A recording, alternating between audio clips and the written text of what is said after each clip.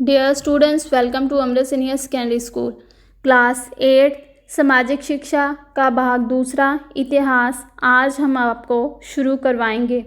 इससे पहले हमने आपको भूगोल के 2 लेसन करवाए। आज हम उससे आगे आपको इतिहास शुरू करवाने जा रहे हैं, जो कि हमारी ई बुक का लेसन नंबर 9 है और पेज नंबर 121 है। और हमारा लेसन है कहाँ, कब तथा कैसे, जो कि इतिहास का लेसन पहला है। तो अपना आज का टॉपिक शुरू करने से पहले मैं आपको इतिहास के बारे में बताना चाहती हूँ।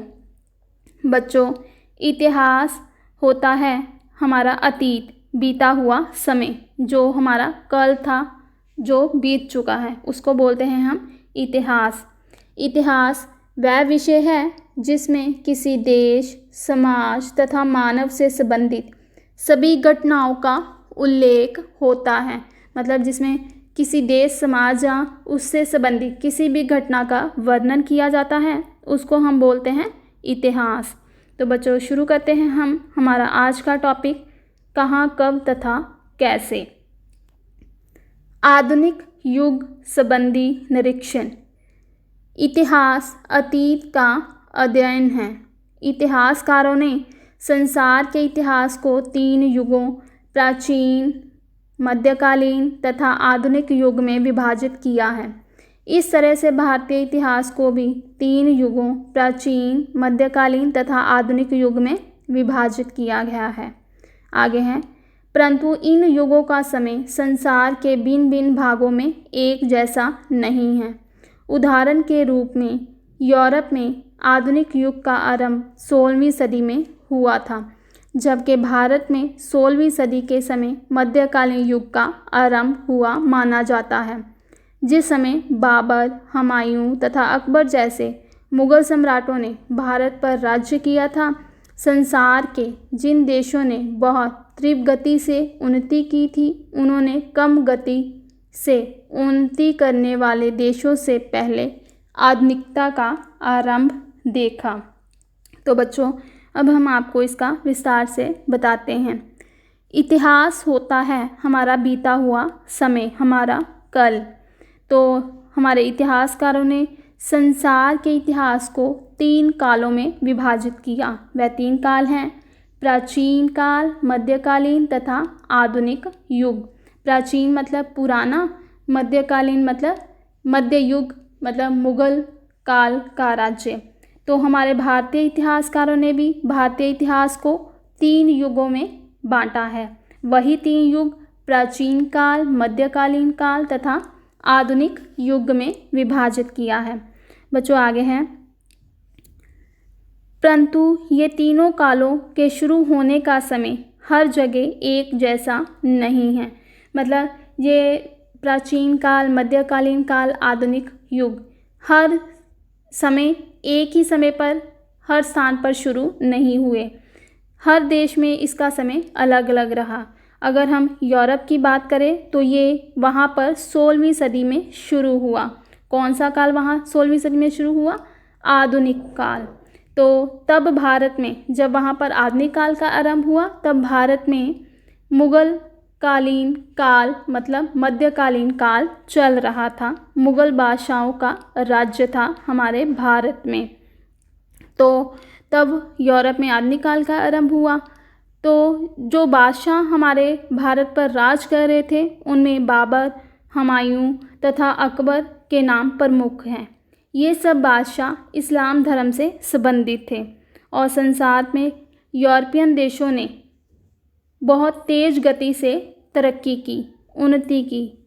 तो हमारे भारत देश में जो उन्नति थी, आधुनिकता का समय था, वो बहुत देर से आया।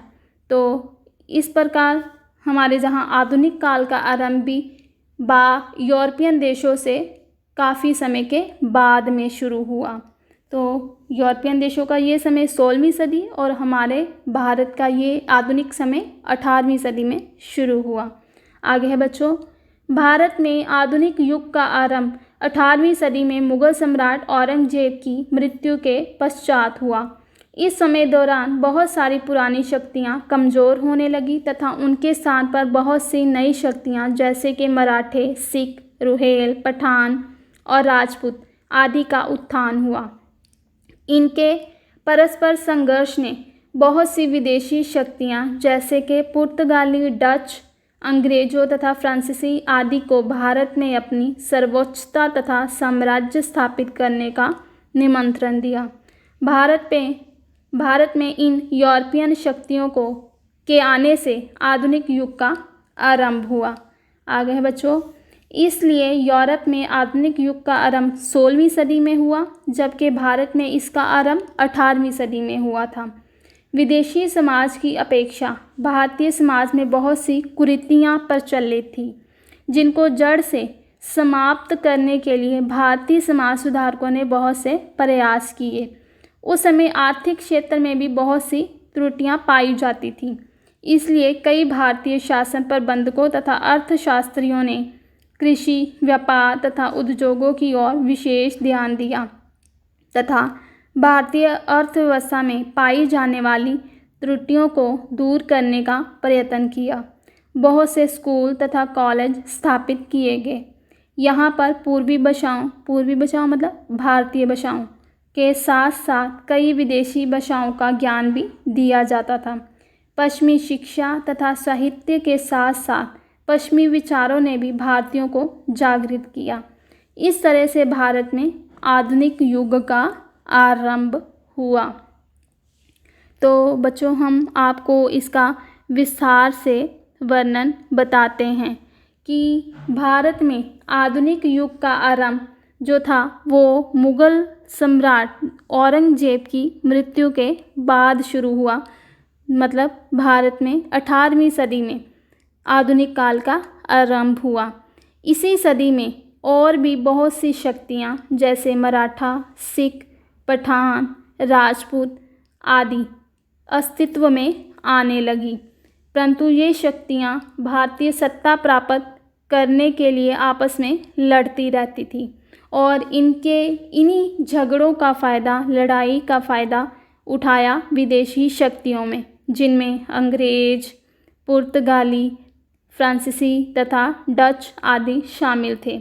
और ये विदेशी शक्तियाँ भारत में सत्ता कायम करने की कोशिश करने लगे, भारत में अपना राज्य स्थापित करने का प्रयास करने लगे।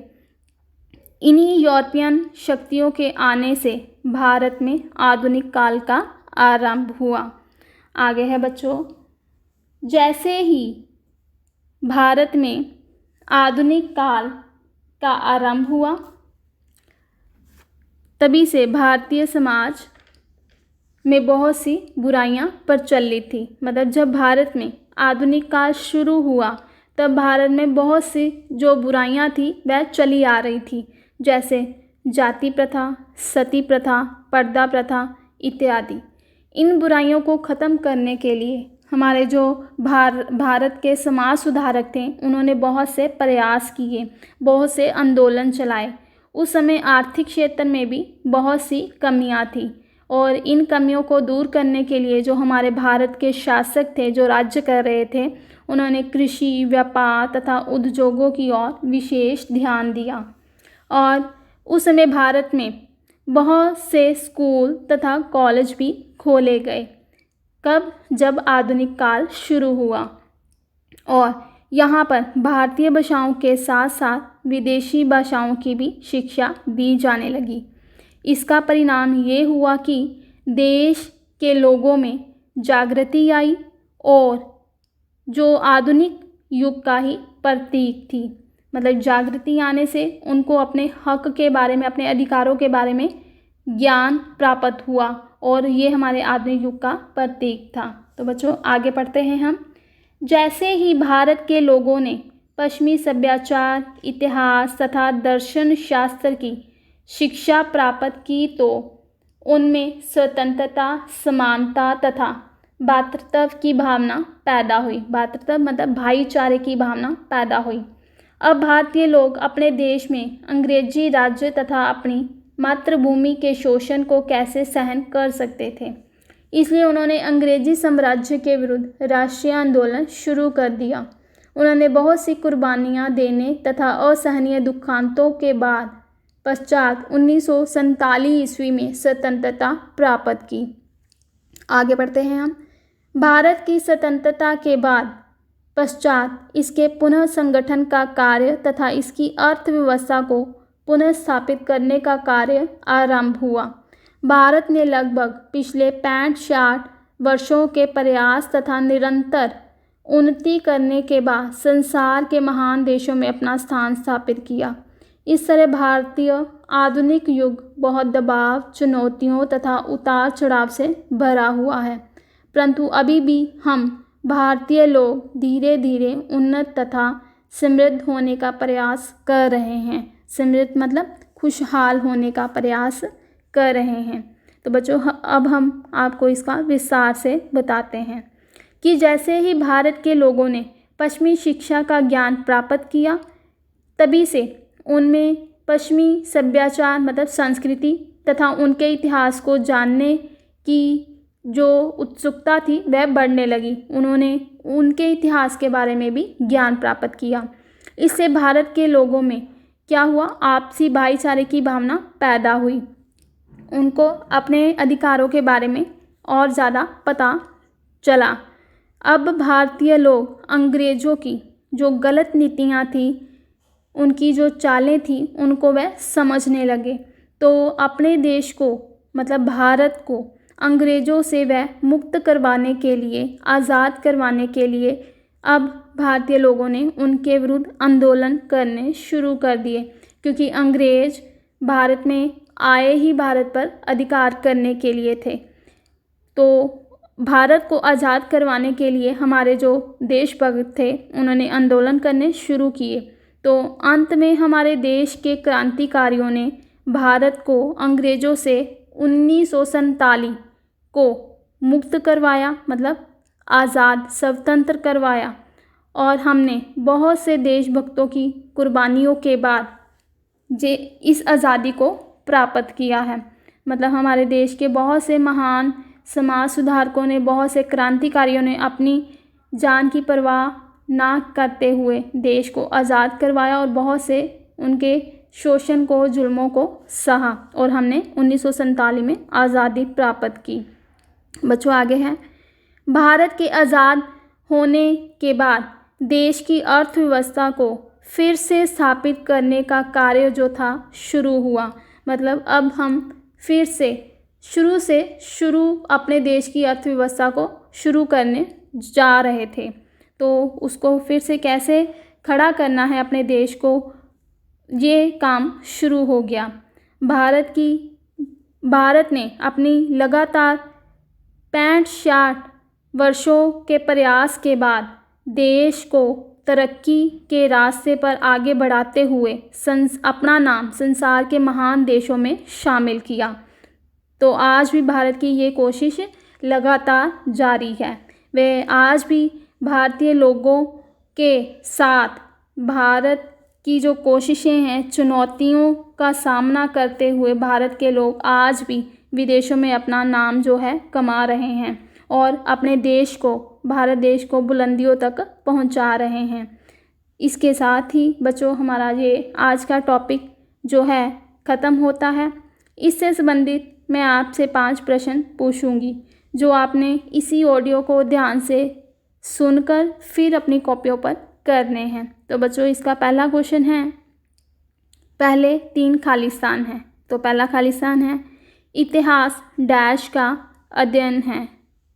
नंबर 2 पर है, यूरोप में आधुनिक युग का आरंभ डैश में हुआ।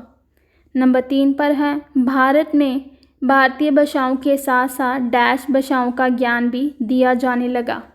बच्चों, आगे 2 सही गलत है।